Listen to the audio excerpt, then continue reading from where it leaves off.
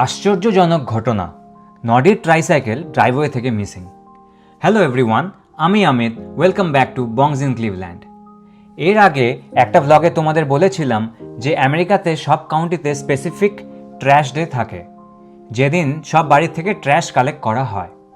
সেরকমই আমাদের trash day every Thursday, আর long weekend থাকলে একদিন পরে ট্র্যাশ কালেক্ট করে। তো যেটা বলছিলাম শুরুতে, নডি নিজের এই ট্রাইসাইকেল নিয়ে সোসাইটির ভেতরেই ঘুরছিল সকালে, আর সেদিন সমৃদ্ধারও অফিস ছিল। তো লাঞ্চ টাইম হয়ে যাওয়াতে আমি নেবারের ওখানে চলে যাই নডিকে নিয়ে আসতে। ওকে নিয়ে আসার সময় এমন কান্নাকাটি শুরু করলো, বলছে ও আরও খেলবে।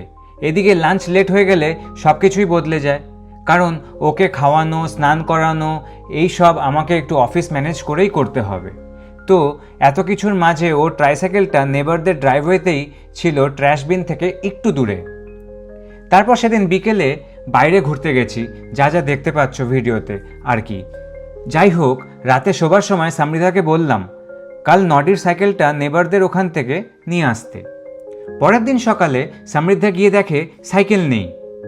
খোঁজ করে আরও জানতে পারি ওদের গ্যারেজেও নেই। তো আমি আমাদের ড্রাইভওয়ের ক্যামেরা দিয়ে দেখি যে ট্র্যাশ নেবার পর থেকে ট্রাইসাইকেলটা মিসিং। পরের দিন ফোন করে ট্র্যাশ কোম্পানিকে জিজ্ঞেস করলাম কোনো চান্স আছে কি না ফেরত পাওয়ার। বলল ট্র্যাশ কালেক্ট করার পরই এইসব জিনিস ট্রাকের ভেতরই কম্প্রেস হয়ে যায়।